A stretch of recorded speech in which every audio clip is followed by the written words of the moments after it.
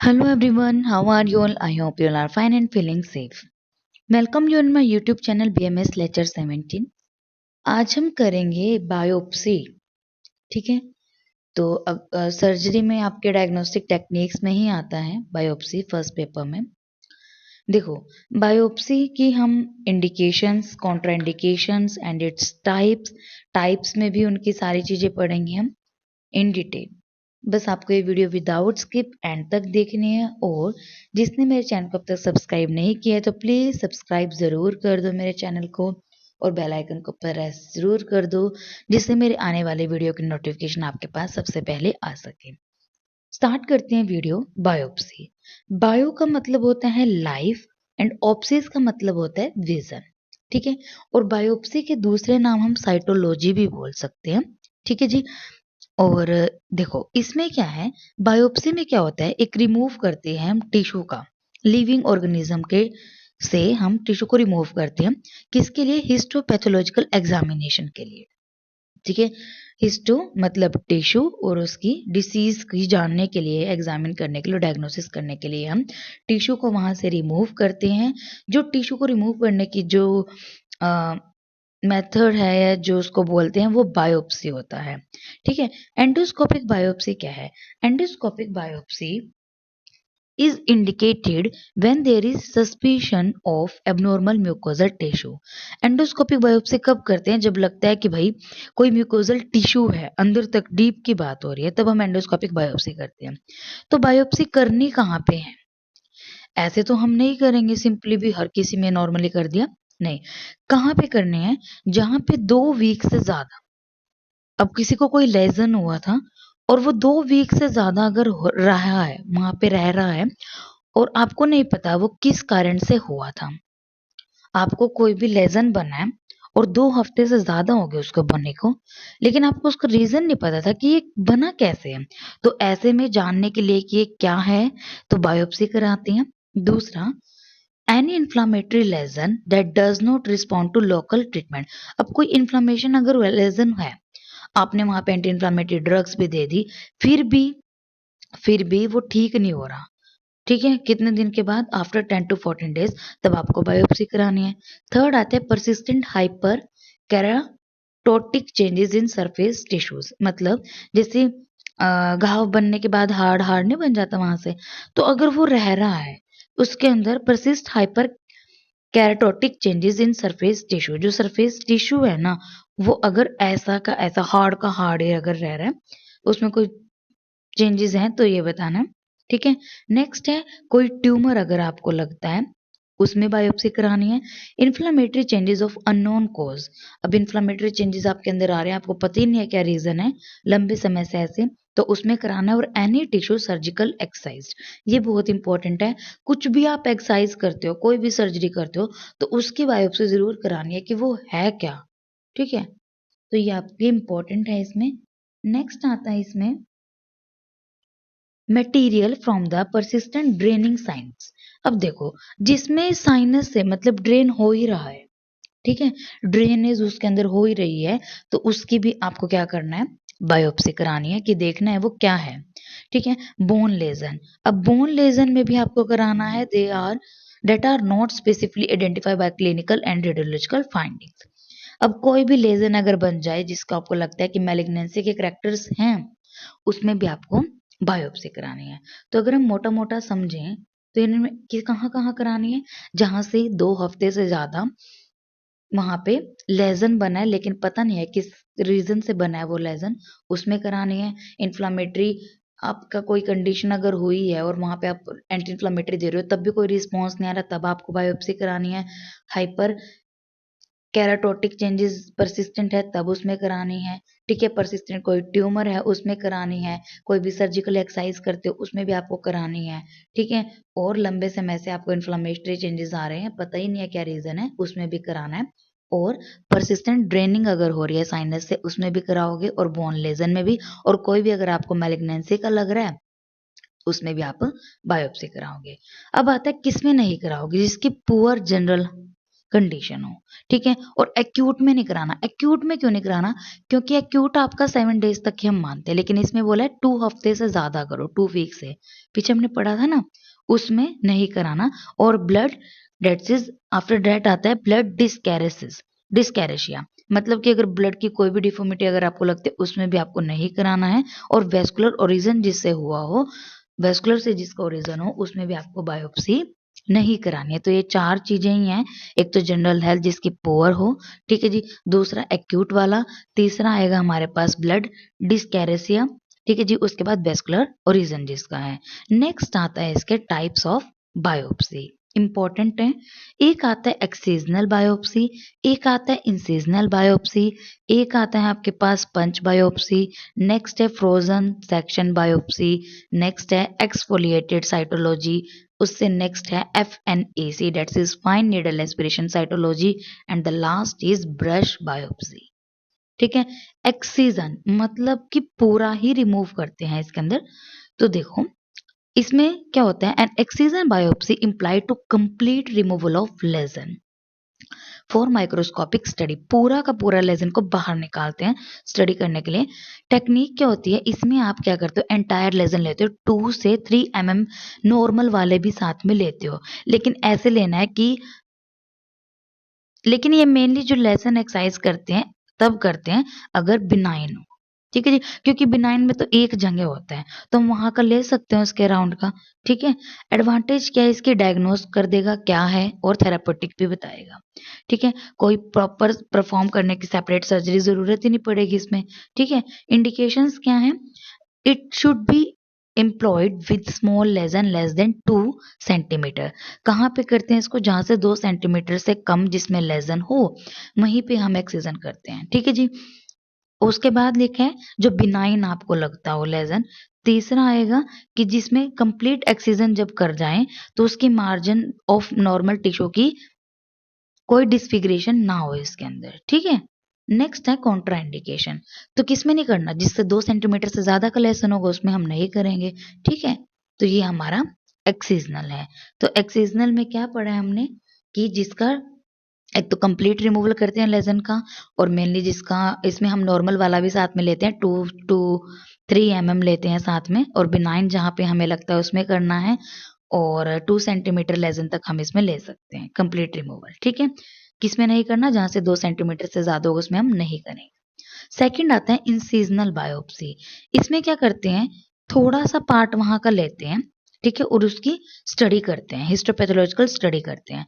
तो कहाँ यूज होगा ये, जो इसकी कॉन्ट्राइंडिकेशन थी वही इसकी इंडिकेशन बन जाएगी। 2 सेंटीमीटर से ज्यादा के लेजन में करेंगे, और ये dangerous dangerous location of the lesion, ठीक है जी। ये है। नेक्स्ट है ग्रेट सस्पिशन ऑफ मैलिग्नेंसी, इसमें मैलिग्नेंसी का ज्यादा रहता है, ठीक है। उसमें बिनाइन का, इसमें मैलिग्नेंसी का। टेक्निक क्या है, आपने क्या किया, उसको representative area biopsied in a wedge shape, wedge shape like pizza slice आपने देखी है, आगे से वो छोटी सी होती है, पीछे जाके वो चौड़ी सी हो जाती है ना।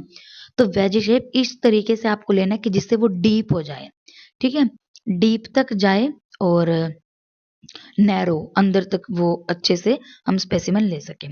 Necrotic tissue should be avoided, जो नेक्रोटिक हो चुके हैं टिश्यूज उनको रिमूव मतलब अवॉइड करना है।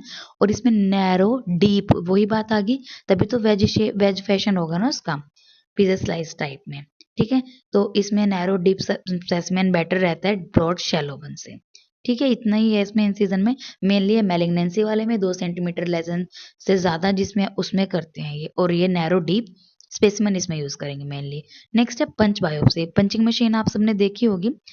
उसमें क्या है, स्मॉल पार्ट का लेजन कर लेते हैं पंच के द्वारा, ठीक है। इंडिकेशन क्या है, जहां पे हम कन्वेंशनली नहीं पहुंच पाते वहां से हम पंचिंग मशीन की हेल्प से ले सकते हैं, ठीक है। तो इसकी डिसएडवांटेज ये है कि ये क्रशिंग कर देती है और टिश्यूज की ना थोड़े अमाउंट में, तो ये इसकी डिसएडवांटेज है। नेक्स्ट आता है फ्रोजन सेक्शन बायोप्सी।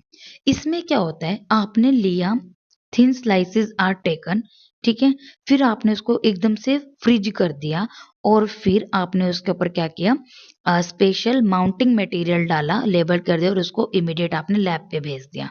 मतलब आपने जैसे लिया, टिश्यू लिया, उसको थिन स्लाइसेस किए, और उसको फटाफट से फ्रिज कर दिया, उसके ऊपर स्पेसिमेन माउंटिंग की आपने मटेरियल की, उसको फिर लैब के पास एकदम से भेज दिया। ये कहाँ पे इसका यूज होता है? डेट्स इज इमीडिएट डिनाइल और कंफर्मेशन ऑफ मैलिग्नेंसी का। ये एकदम से मैलिग्नेंसी के बारे में बता देता है, मतलब ठीक है, कंफर्मेशन कर देता है ये मैलिग्नेंसी का। नेक्स्ट आता है फाइन नीडल एस्पिरेशन साइटोलॉजी। क्या है ये? आपने सुना भी होगा एफएनएसी। फाइन नीडल, एक पतली सी नीडल के द्वारा एस्पिरेट करते हैं हम, ठीक है, और सेल्स की स्टडी करते हैं, साइटोलॉजीज है ना। एस्पिरेशन बायोप्सी भी इसको बोल देते हैं। Use of needle and syringe to penetrate a lesion, penetrate करते हैं और वहां से एस्पिरेट करते हैं उस कंटेंट को। 18 टू 24 गेज की नीडल इसमें यूज की जाती है। और not a diagnostic procedure, only adjacent to biopsy, biopsy के लिए ये मेनली होता है, ठीक है।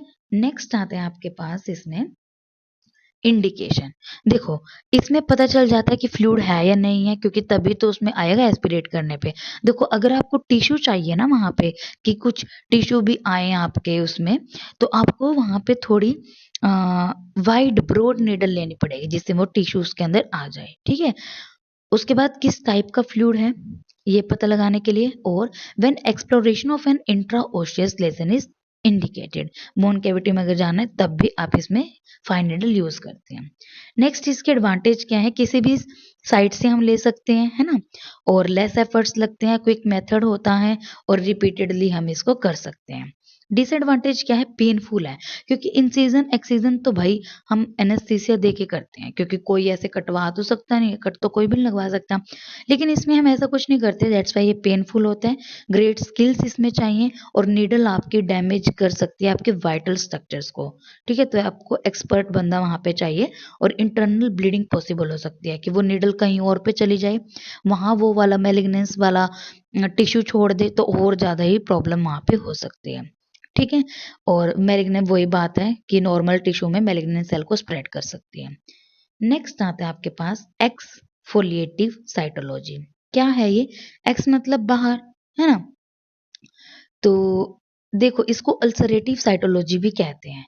Study of a morphology of exfoliated cells under the microscope using specimen stain, मतलब जो बाहर निकला हुआ जो सेल्स होते हैं, है ना, जो बीच में दरार बना के जो बाहर आ जाते हैं ना, उसकी बात है, उसकी स्टडीज में करते हैं। Can not be use as diagnostic procedure, same जो आपको इसमें बताया था एफएनएसी में, ठीक है। और मोस्ट कॉमनली यूज इसको पैप स्मीयर स्टेन जो होती है ना, उसमें यूज होता है।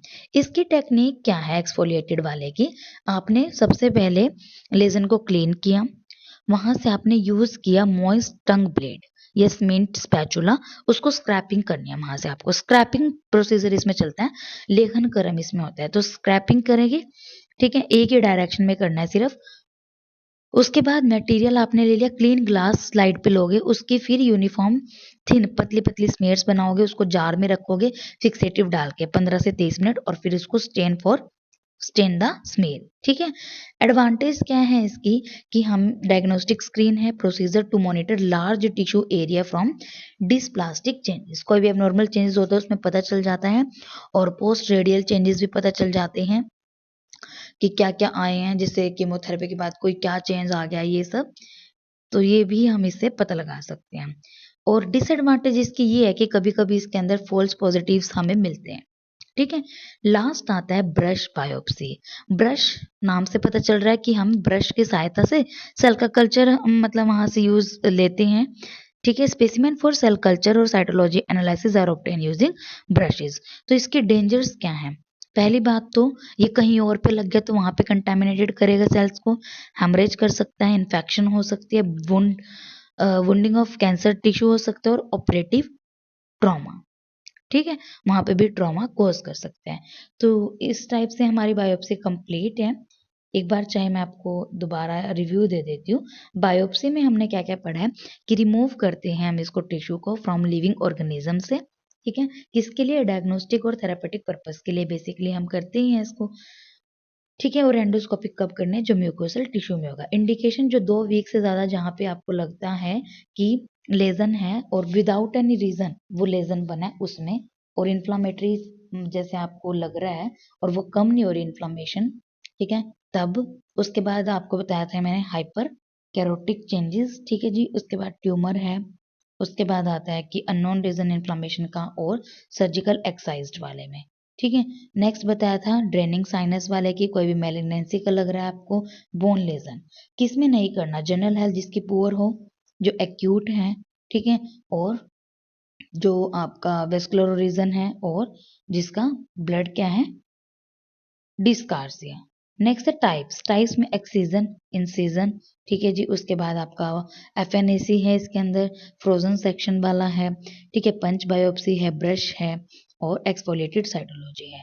तो एक्सीजन में हमने पढ़ा था कि पूरा का पूरा इसमें रिमूव कर देते हैं उस लेजन को, और ये कहाँ कहाँ यूज होता है, 2 सेंटीमीटर से कम वाले लेजन में, ठीक है। और इसमें साथ में नॉर्मल वाले भी लेते हैं हम, 2 to 3 mm, उनकी भी स्टडी करते हैं, ठीक है जी। उसके बाद कहाँ क्या इसकी कॉन्ट्राइंडिकेशन है, जहाँ से 2 सेंटीमीटर से ज़्यादा वाले होंगे वहाँ हम इसको यूज़ ही नहीं कर सकते। इंसीजनल में क्या है, इसमें स्मॉल पार्ट यूज़ किया जाता है लेजन का, removal of just a small part of lesion, ठीक है जी। तो ये कहाँ पे, और याद रखना एक्सीजन वाला बिनाइन वाले में, इंसीजन मैलिग्नेंसी वाले को पता लगाता है, ठीक है जी। और ये 2 सेंटीमीटर से ज़्यादा वाले लेजन में यूज़ होता है। और टेक्निक इसकी वही है, वेज शेप में करते हैं वो, जिससे डीप भी होता है, नैरो होता है, ठीक है। पंच में पंच स्मॉल पार्ट लेते हैं उसका, कन्वेंशनली जहाँ नहीं पहुंच सकते पंचिंग मशीन से हम कर सकते हैं। और हाँ, इसकी डिसएडवांटेज है कि क्रशिंग हो जाती है टिश्यूज की। फ्रोजन सेक्शन बताया था आपने, वहां से टिश्यू लिया, उसके थिन स्लाइसेस किए, उसको फटाफट से फ्रीज किया, उसके ऊपर स्पेसिमेन माउंटिंग मटेरियल लगाया, उसको लैब के लिए इन्वेस्टिगेशन के लिए भेज दिया। कहाँ पे यूज होता है, ये कंफर्म कर देते हैं मेलिग्नेंसी है या नहीं। फाइन नीडल एस्पिरेशन में नीडल के द्वारा हम जाते हैं, इसमें पेनिट्रेट करते हैं लेजन में और एस्पिरेट करते हैं, ठीक है। तो इसकी क्या है बेसिकली, प्रेजेंस ऑफ फ्लूइड, ठीक है जी। फ्लूइड देखता है, टाइप ऑफ फ्लूइड देखता है। अब देखो है या नहीं है, पहले ये उसके बाद किस टाइप का है, और इंट्राओशियस जो है लेजन भी इंडिकेटेड हो जाता है। इसकी एडवांटेज बताई थी, कहीं पे भी कर सकते हैं, थोड़ा जल्दी काम हो जाता है, इसमें क्विक है, लेस एफर्ट्स हैं, और रिपीटेडली हम करा सकते हैं। डिसएडवांटेज क्या है, पेनफुल है, ग्रेट स्किल्स चाहिए, नीडल वो आपके कहीं और पे लग सकती है और ज़्यादा इन्फेक्शन फैला सकती है, मैलिग्नेंट सेल नॉर्मल वाले में भी जा सकता है। एक्सफोलिएटेड वाला सिंपल है कि आपने क्या किया, पहले क्लीन किया, वहां से सीमेंट स्पैचुला है और जो आपका टंग वाला ब्लेड है उसे स्क्रैपिंग करना है। स्क्रैपिंग करके आपको पतली सी फिल्म ग्लास स्लाइड पे रखना है, यूनिफॉर्म स्मेयर, और उसको जार में रखना है 15 से 30 मिनट, और उसकी बस स्मेयर देखनी है आपको। और हाँ, पोस्ट रेडिएशन चेंजेस के उसमें यूज होता है ये, ठीक है जी। ब्रश वाला बताया था, ब्रश की हेल्प से इसमें हम करते हैं, और ये ज़्यादा इन्फेक्शन कर सकता है, हेमरेज कर सकता है, ट्यूमर ट्रॉमा कर सकता है, और कंटेमिनेशन सेल को स्प्रेड कर सकते हैं। यहाँ पे हमारा बायोप्सी कंप्लीट हो गया। अगर आपको कोई भी डाउट है तो आप मुझे कमेंट कर देना। एंड जिसने मेरे चैनल को सब्सक्राइब नहीं किया तो प्लीज़ सब्सक्राइब ज़रूर कर देना मेरे चैनल को, बेल आइकन को प्रेस ज़रूर कर देना, जिससे मेरे आने वाले की वीडियो की नोटिफिकेशन आपके पास सबसे पहले आ सके। And thank you so much for watching my video.